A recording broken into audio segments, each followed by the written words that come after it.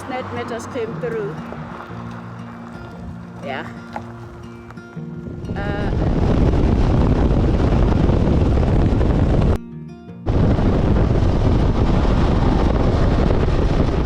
Wake up. You?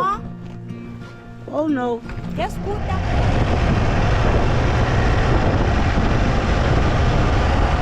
Hello everyone and welcome back to my channel. Today I'm taking a trip I've been dreaming about since I got into motorcycling. I'll be riding my motorcycle for 1,000 kilometers in one day alone for the first time.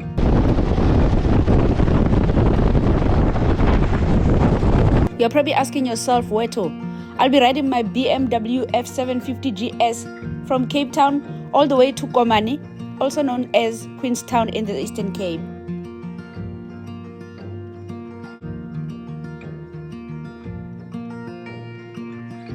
So how was the ride? How long did it take? What challenges did I face? How much did I spend on fuel? And did I even make it? Let's find out.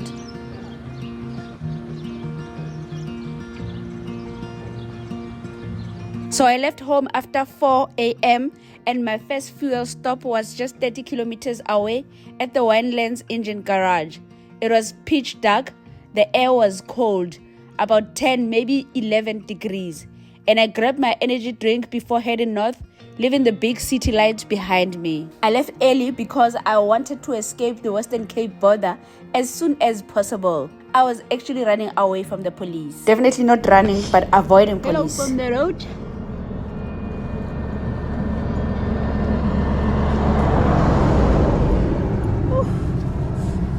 I am freezing. I just had my first wild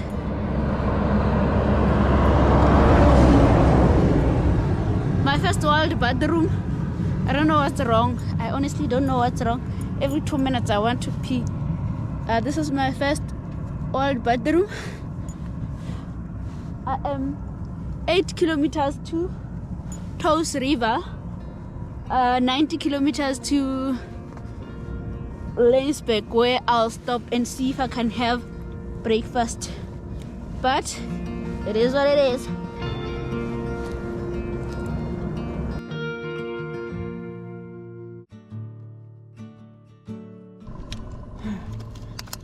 Breakfast.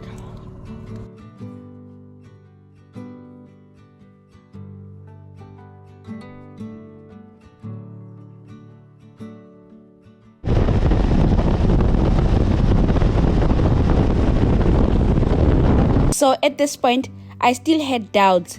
I hadn't been on a bike properly for almost 3 months. Was I really ready for 1,000 kilometers in one day? In all honesty, physically, I was not ready. So my body struggled to acclimatize to being on a bike for a longer period.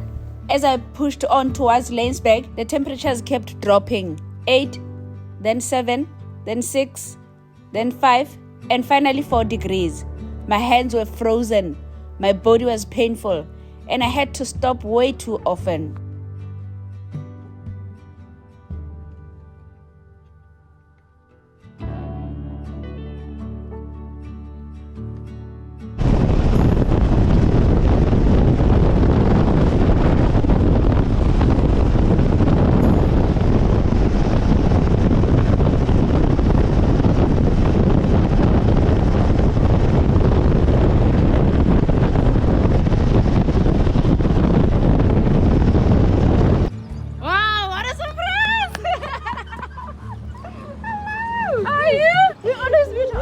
And we never made plans to ride together. Oh no, you must get out of me and we ride together. No.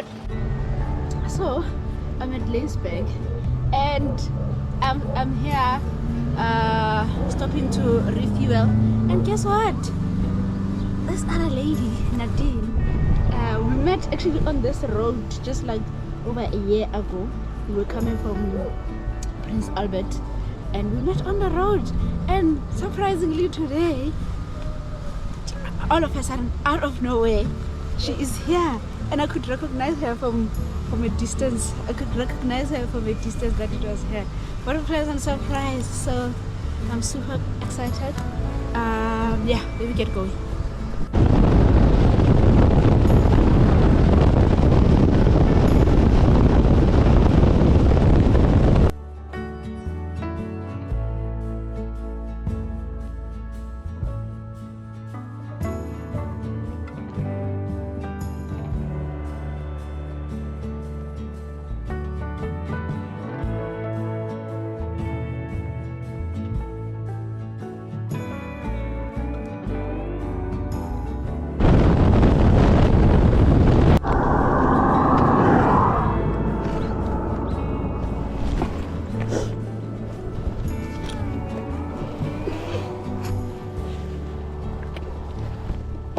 So I want to check my luggage. Looks like this thing.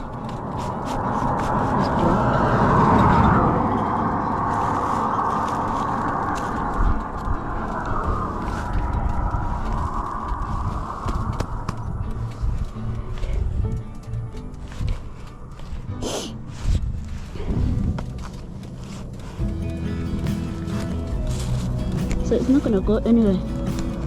But so I stopped here because it looked like my toiletry bag is about to fly off the bike as I'm riding, as I'm looking at it on the mirror. Wild bathroom number 2.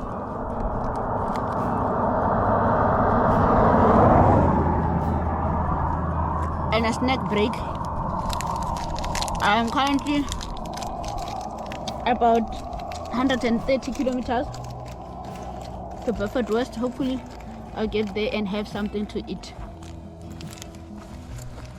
I'd love to be there by 11 and leave latest by 12.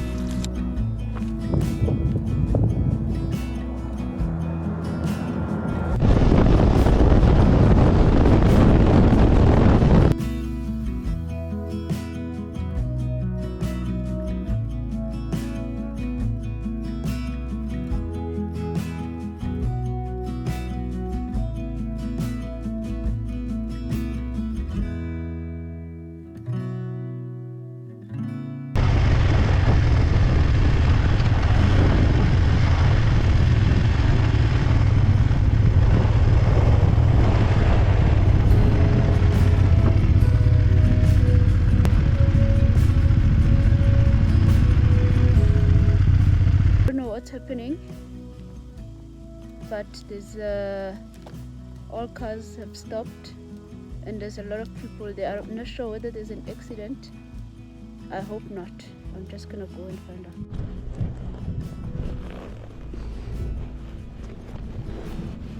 Yeah, looks like an accident.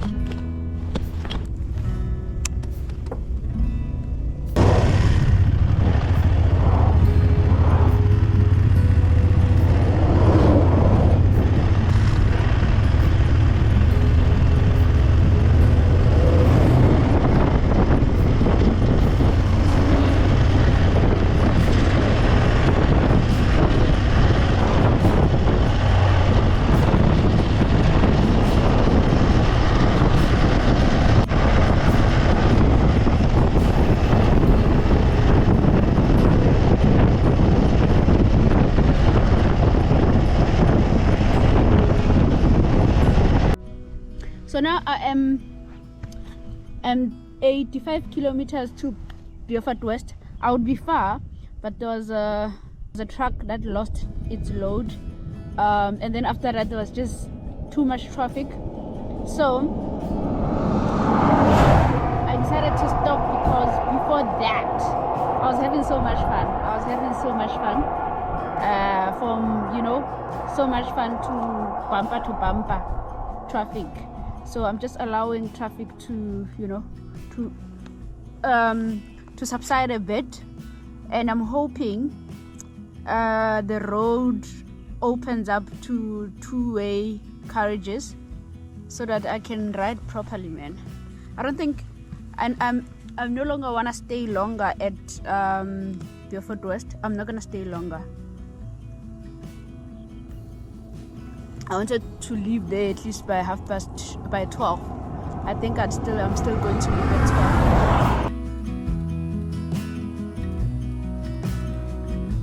12. Spirit of a GS.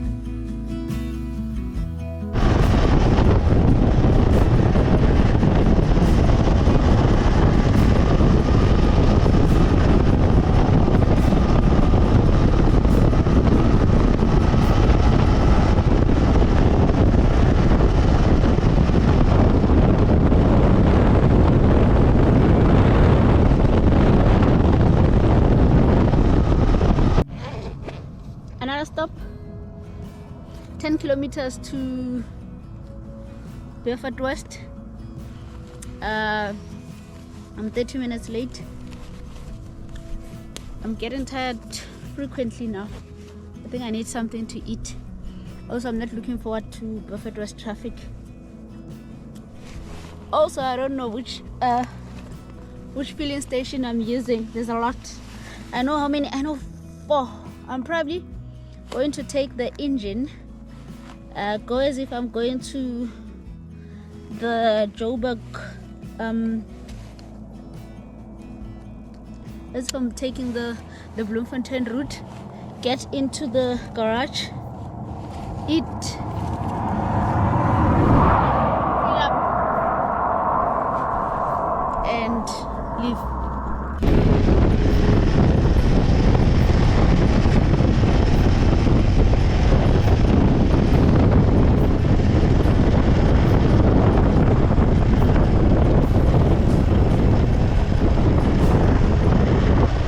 So after countless stops for rest and content, I finally rolled into Beaufort West, way behind schedule. And another problem, every time I stopped, I struggled to maneuver my bike. Just getting back on the road sometimes would take me 20 minutes.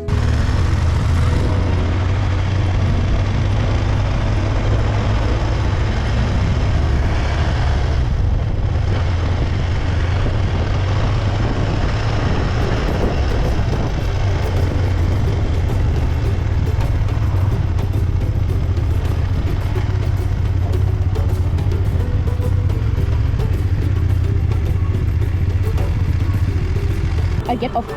Yeah, just hold it so it doesn't fall. It's on the side stand this side. Okay. It's fine now. Yeah, thank you.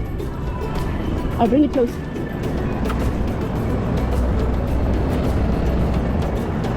Yeah, it's heavy now? Heavy.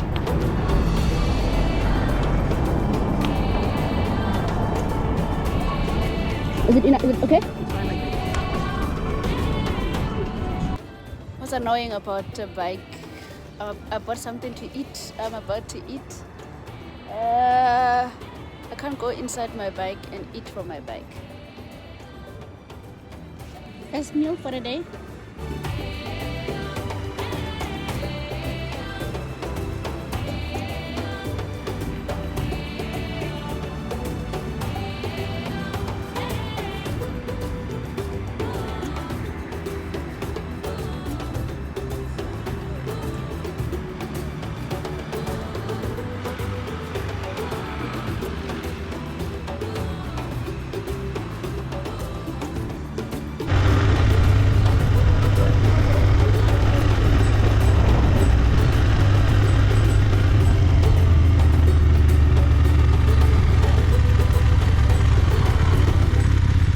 So I was advised to hydrate.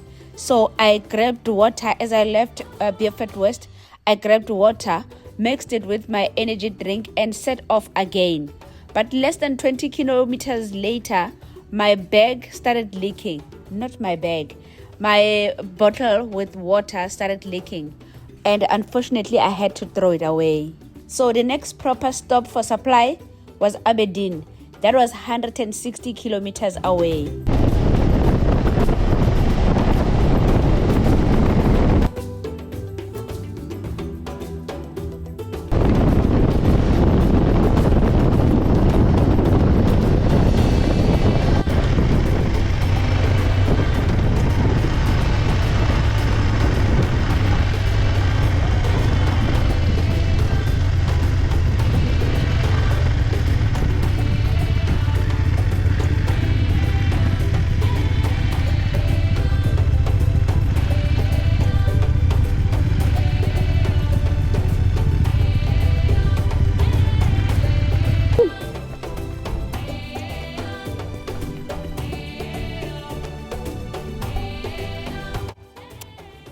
Okay, another stop to pee. Temperatures have risen. Yeah, it's nice. The road, R61, very quiet. Only a few people I've seen here. but apparently it's a good road up until Graaff-Reinet. Then after Graaff-Reinet, you enter the province, you enter Eastern Cape. And when you enter Eastern Cape, it's going to be obvious.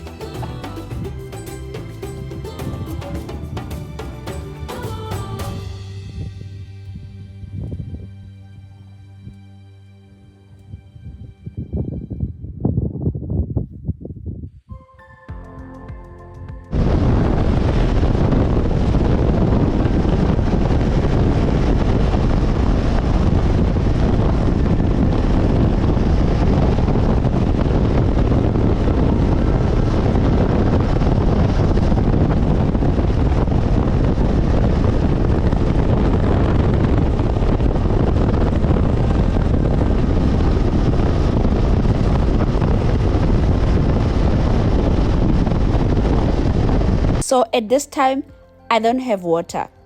I pushed on telling myself that I'd manage. By the time I got close to Aberdeen, I realized that stopping there would mean leaving the highway because the town was a little bit on the side of the highway. So I kept going to Graaff-Reinet, which is another 50 kilometers ahead.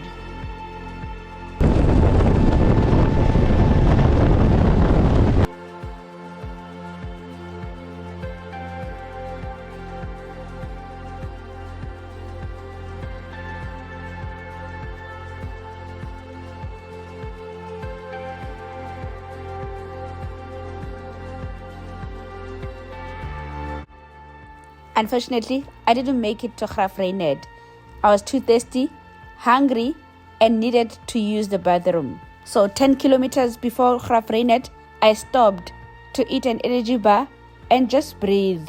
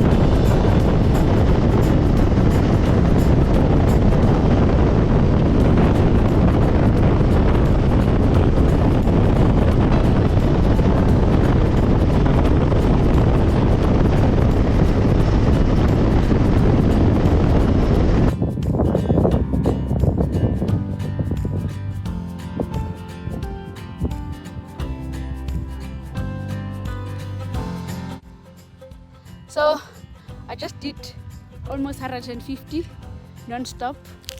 I was exhausted. I'm almost at Graaff-Reinet. Yeah, I think I'm like 20 kilometers. Oh, 10 actually. I think I'm 10 kilometers towards Graaff-Reinet. I was extremely exhausted. Also, I had to throw away my liquids because it spilled on me. So I don't have water.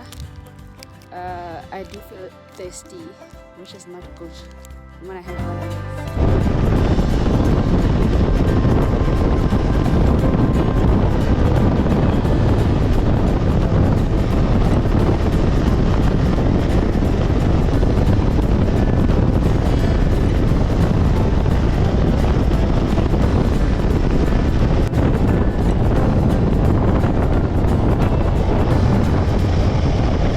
As I rode into Graaff-Reinet, my worst nightmare became a reality.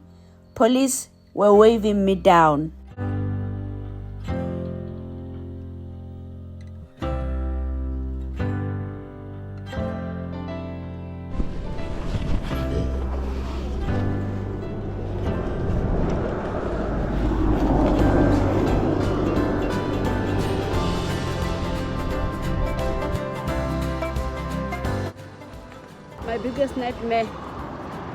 My biggest nightmare just came through. Yeah. I'm getting a ticket. I got stopped as I was approaching Graaff-Reinet for a routine inspection, and unfortunately I'm being served.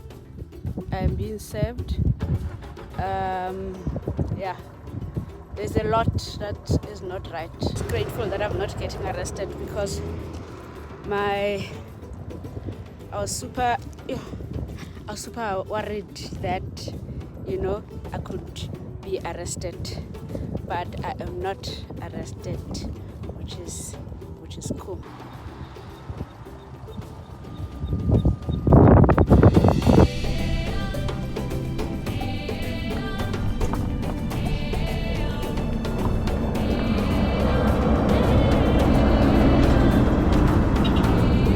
So after being served, I went to the nearest garage to go fill up, racing time, because police officers who served me even gave me water.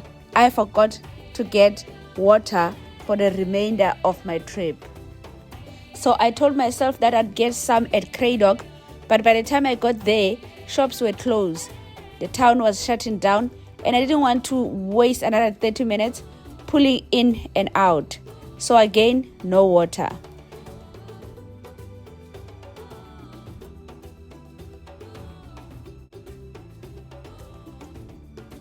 By this time, I'd been on the road for 13 hours.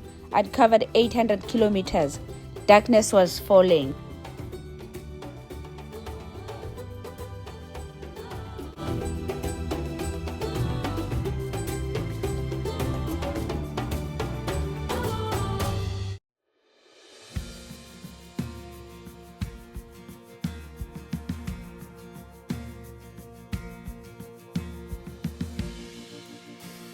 At this stage, any sane rider would have stopped for the night.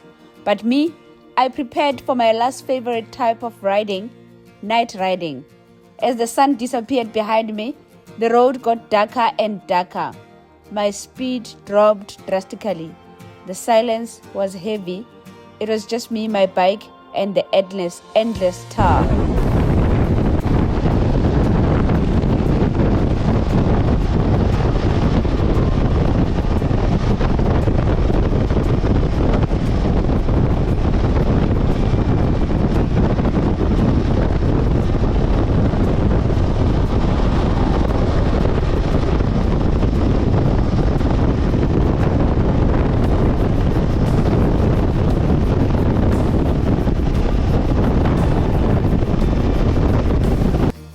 There was a voice in my head that kept telling me to accept defeat and cancel the trip. But also there was another one that kept motivating me, telling me that I was only left with 200 kilometers.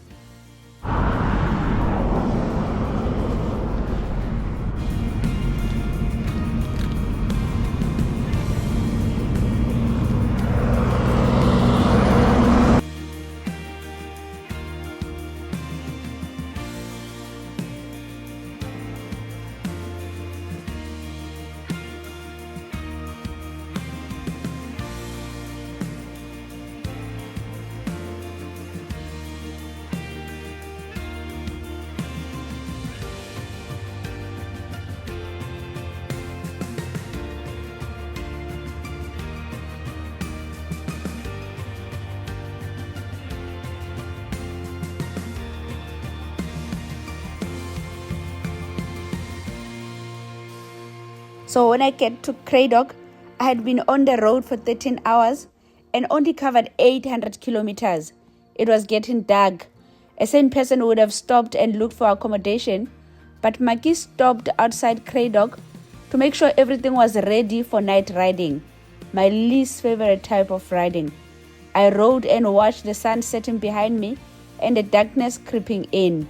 All I kept telling myself was that I am sleeping in Queenstown tonight.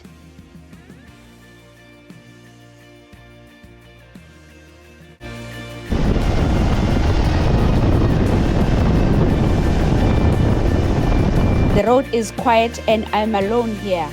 I need to make sure that I do not fall, because if I do, they will find me the following day. I'm also riding an uninsured bike. I don't have my learners with me because it expired a few days ago. The bike is telling me that it needs service. As it becomes darker, I realized that I should have just cancelled the trip. The fact that everything was all over the place was probably a sign for me not to take this trip. Oh yeah, the ticket. I got the ticket because my license disc was 2 months behind. Why didn't I do it? Why did I not do it? It was 2 months behind. Now I'm sitting here with a 1,000 rand ticket. Yeah, I can be reckless sometimes.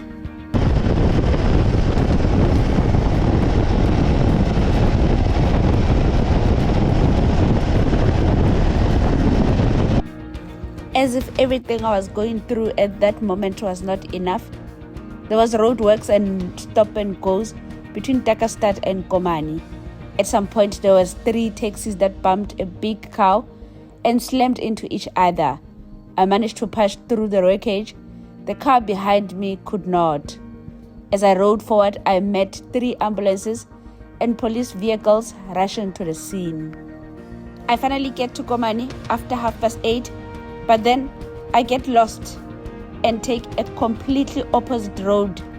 I can see the Komani lights fading away behind me. I am riding on a very dark road. I couldn't turn here because it looked very dangerous. I ride hoping I will get to the next town and turn there properly. Over 30 kilometers later, I decided to stop and ask for help from vehicles that were passing by. A Zimbabwean guy stops and escorts me back to Komani, which is over 30 kilometers away. He refused to take any money from me. I appreciate it. Throughout this trip, from 4 a.m. when I left my house, the last hour or the last 45 minutes was the scariest.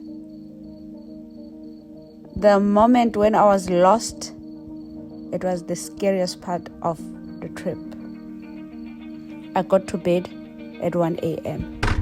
Yeah, come on. Wake up. You? Oh no. Yes, scooter. But this is safer this side than Cape Town. Really, Kapa, Safe. no, they won't. There's not even animals.